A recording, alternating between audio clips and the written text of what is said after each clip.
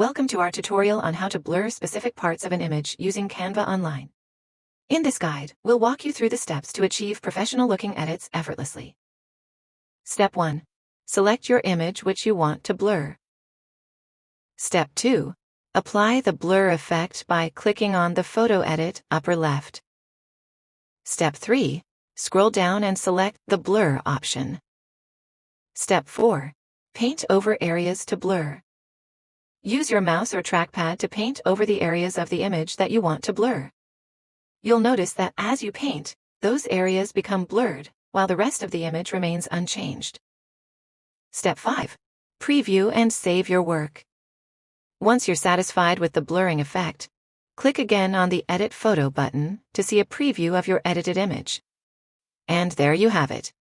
Blurring specific parts of an image with Canva Online is a breeze.